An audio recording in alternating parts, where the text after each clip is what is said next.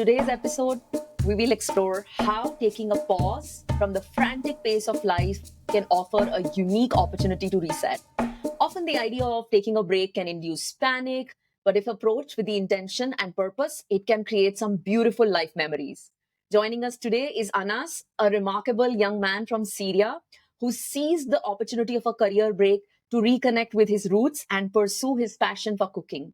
He authored a wonderful cookbook on Syrian cuisine during his reset time. From there, Anas embarked on a new adventure pursuing his MBA and starting afresh in the tech world. Join us as we delve in his journey of embracing break and creating life stories. Welcome, Anas. Hey, Asta, thanks a lot for the beautiful introduction and congratulations also for this podcast that you're doing and many beautiful words that you put in the intro. So I feel a bit blushed. No, you deserve it. I mean, I was inspired by this story. Thank you. Okay, so Anas, can you briefly walk us about the situation that led to this career break of yours? Yeah. So I was working in Saudi in oil and gas industry, and then I moved to the Netherlands. And during this like 6 years working in this same company, I've been traveling a lot and changing a lot of uh, disciplines and meeting a lot of people. So it was really exciting time. You meet people, you hear different perspectives, Mm. you adopt new perspectives. So all of this kind of made me thinking like, hey, am I doing the right thing? Am I in the right place? Do I want to be in this industry? Mm. And also being like in a more younger, dynamic kind of setting is something that I was kind of yearning for. And of Mm-hmm. course, despite all this stability it provides, I kind of felt more increasingly uninspired. Mm. So I decided to quit my job. And Okay. this was not an easy decision, as you know. Yeah, I can Uh, imagine. So I thought, okay, maybe what I need to do is drop everything and Mm-hmm. just quit my job and follow and immerse myself in something that I'm really passionate about, which is food. Yeah. Uh-huh. Okay, that's very interesting, but you're very right in saying it's very difficult to make a switch like from oil and gas and you wanted to go into a more high growth, high pace tech world. It's not Yeah. an easy shift. So, did you have to manage or navigate any kind of stigma which is typically associated with when you are unemployed or you're jobless? Yeah. Of course, like the fear of the unknown, financial stability is also something which is really important. Right. And the old job was not giving me this joy. And to what you said earlier, there is definitely this social pressure and like Mm, people's expectation by mm. people, especially like my mom's expectation, Yeah, and yeah, to be validated, like, hey, yeah. this person is successful, as I all think, the yeah, the definition of right. success has been changing. I see it's no longer high paying job, steady career. It could be anything. I mean, whatever it means to you, whatever success means to you personally. Absolutely. And people get excited for you when you Yeah, are doing things which is unorthodox and true. conventional, something which is really inspires them, that, Yeah, hey, look, there is hope. Somebody is doing something which is exactly. exciting. I still have, unfortunately, those demons in me that still Mm. think about like validation and people's expectation. And it's just a journey that I try Yeah, to be a bit more aware of. And yeah, yeah, yeah. so, so that also putting not really high expectation, like, hey, I don't want to publish a cookbook. I want to do something that I love, Mm, which mm, is write recipes and stories from my background from mm, Syria. That mm, was something that I was kind of set in my mind, and also I said, okay, I want to write my recipes and stories, and mm. also apply for an MBA, maybe something that would also help me to kind of pivot into a new career. So having a bit of maybe a rough plan of things that will give me joy and energy is something that yeah, I was kind of helped me. And come on, Mm. Asta, like life is too short to Yeah, spend it in a career that doesn't really yeah, exactly yeah, not fulfilling or yeah. just continuously working without breaks. And I think life is more than this. Because, I mean, if there's one person who lives through it is you. In our numerous conversation, that's the sense that I always get, that life is beautiful, and it's meant to be enjoyed. There's so much to life, so you always inspire me to do things that I love. So, Oh, so, yeah. so now I'm really excited to talk about your book. I want to understand your journey of uh, zeroing down upon writing a cookbook on Syrian cuisine. Yeah. Um, I think if I recall and reflect on why and how it started, I Mhm. used to try, I'm living in Amsterdam and I used to work in The Hague. And Mhm. the journey to The Hague and back to Amsterdam, my thought is, what am I going to cook for dinner? Food, food, food. And I was like, okay, this is really consuming me a lot in a positive way, you know? So I was like, I need to do something about it. So Yeah. it really started with me collecting recipes from my mom to have some of those delicious food that I used to eat when I was at home. And of course, there's a lot of like Middle Eastern Mm. restaurants, but some of those like home cooked food that Mm. are only really not in a restaurant, are mainly Right. cooked in families. I can Right. guess like similar to India, there are like few dishes probably that only your mom and your Yeah. family cook at home. Yeah. And my motivation also, that was okay, Syria at that time, and still, of course, it's recovering, it's not Yeah. in its best place, and my motivation for sharing like Syrian cuisine through my cookbook really kind of stemmed from my desire to kind of showcase the rich, like Right. incredibly rich culture of and culinary traditions of Syria. Right. And if you think about it, like Damascus is the oldest inhabited city in the world. Like, Mm. I think we Mm. need to pause and like let it sink in that Yeah. there is a city which is still inhabited and it's the oldest. So imagine like So rich. the traditions exactly and the culture and the richness. Yeah. So and despite all this like kind of negative portray of Syria in the news, I wanted to shed a bit of more light on the vibrant culture and the delicious cuisine that kind of often goes unnoticed. I decided to uh, make a cookbook that is, of course, recipes, but Mhm. also stories. Yeah. And those stories are personal stories, but also many Syrians can relate to those stories.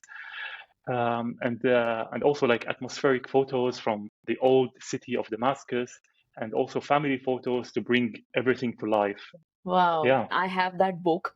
And it's amazing. I've tried some recipes from there, and I very proudly show it to my friends. It's quite a delight to just look at this kind of cookbook, which is not just recipes, but it has some story to it.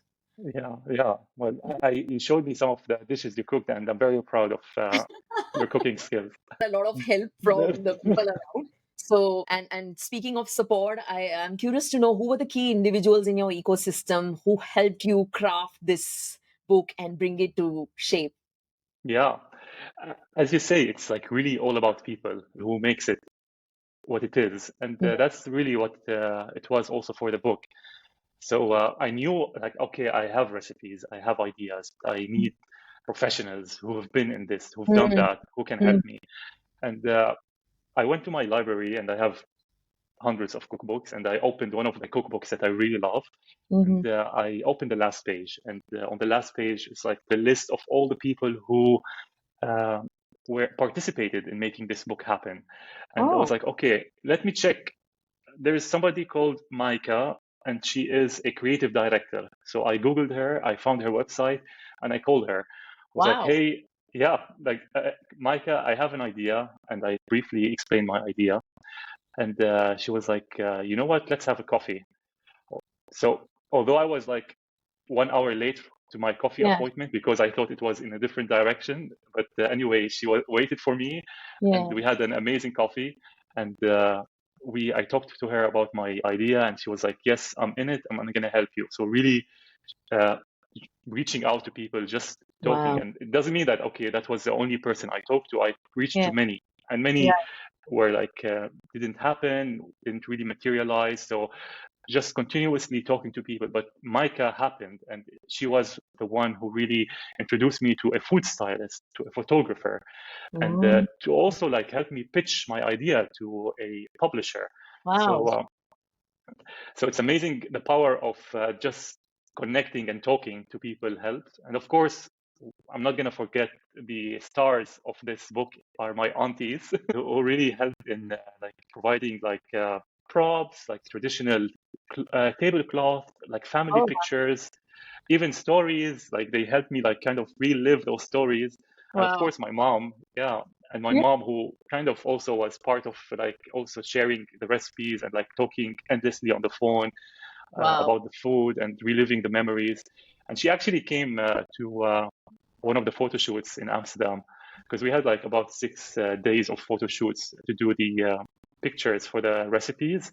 Okay. And she just was smiling all the time. Like, Oh, that's beautiful. It must yeah, have it was like been proud. absolutely, yeah. She actually, like, our Asian, like, background moms, similar, like in the Middle East, they never tell you directly, "I'm proud of you," but they show it by maybe by feeding you or something. So, but she at that day she was like, "I'm really proud of you," and I think this was my best day of my life. Wow. And I was Wow. like, "Oh my God, this is like really special," and I'm really Wow. happy. Yeah, this is already like a winning game. Wow. This is great. And I loved when you said that, you just took that call of turning the page and connecting with people, and one person clicked, and then you created a whole ecosystem of tribe who came in to support you and help you. I mean, it just says so much about the power of the tribe or power of asking for help. Absolutely. Yeah, talking only helps really with people. Yeah, alone will not move you much. Absolutely.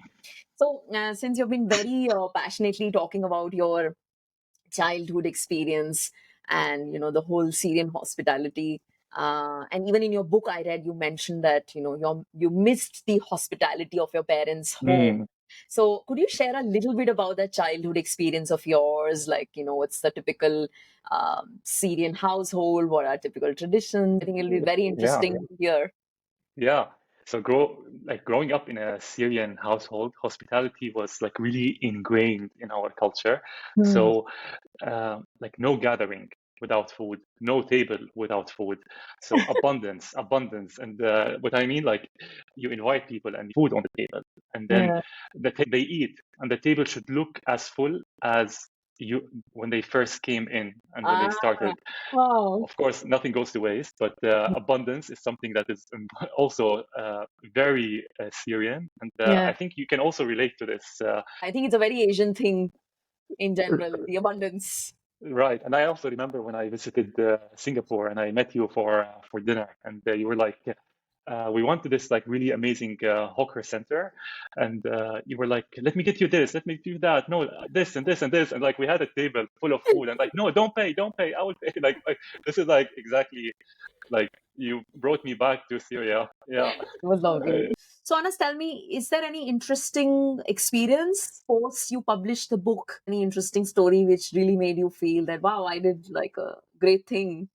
yeah, I think I receive a few messages from Instagram specifically that people text me privately and say, "Hey, we bought your book, and we come also from a Syrian background, and Oh, they gave us like a lot of like beautiful memories, and some of people say like, hey, this book made me cry when I read this story." oh, So, like all of those like heartwarming oh, messages is like, okay, I did something right. Like I'm like this is already the gift, the prize, really. true, Yeah. true. And actually, somebody told me, hey, I read your book and I read this part of the book where it says about nafas, which is like something where it has to do with like putting your passion to food, and Yeah. it's like a very popular term. And actually, this person, Mm. yes, like had a tattoo on his hand with Oh, nafas. mm.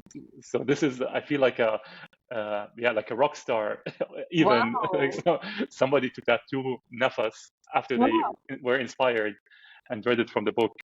At least they Amazing. didn't tattoo my name. I'm glad that they didn't do that. This is amazing. Wow. So, Anas, now you are in Netherlands. Is there any habit from your homeland which you are still carrying? And also, if you can talk about one Dutch habit which you have embraced and adopted now that you're living there. Yeah, I think. the Dutch are very well known to be direct, and to be honest with you, I wasn't direct as a like growing up, and I think something that I learned and I appreciated Mm. more about Dutch, they Mhm. give it to you as it is. Habit that I kind of bring from my homeland is I think this overcooking, even when you invite people. So I think I am like I am You're my mom. not. So for individuals who are feeling trapped in their current jobs and are hesitant to take breaks, what three pieces of advice would you offer them? For me, is listening to my like inner voice and really identify my passion and follow it. Hmm. Like when I was telling you, like this inner voice of me on the train journey continuously, and like, hey, there is a calling, and it sounds cliche, but yes, I think really to try to listen to your inner voice. Hmm. And the second one, I would say, like, don't really let fear of the unknown hold you back, and Hmm. really embrace this uncertainty as as a way to grow, because you will, no matter what, grow. There is Hmm. no way other than growth if you do something new.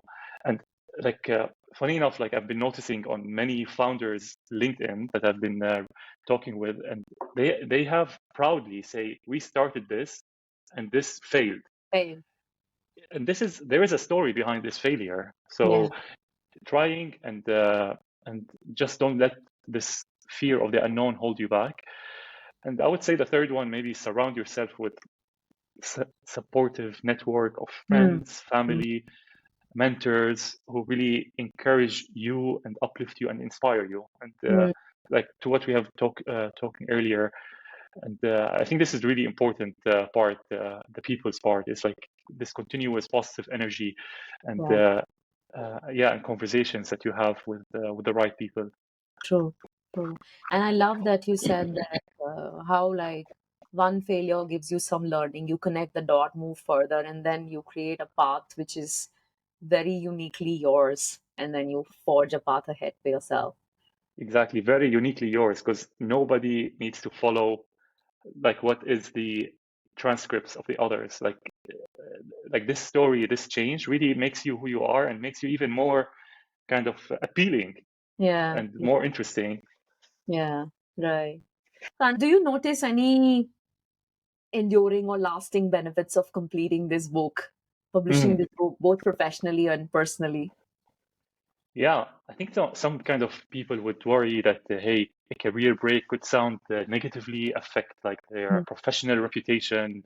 Mm. A break always sounds something which is maybe not associated with positive, Mhm. and I think that they fear being perceived as less committed, even or less dedicated to their work, Mhm. and kind of could also impact. Maybe they think, okay, the future prospect. But to be honest, for me, it only helped it. Like if I interviewing people or talking to somebody from my work, Mm. and I tell people, hey, I took a break and I did this. Like, Yeah. yeah, tell me more. And like, Wow.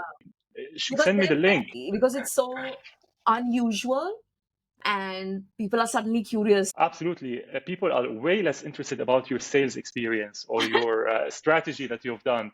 When you tell them, hey, I took a break and I did this, like their eyes like start to Right. sparkle. Wow.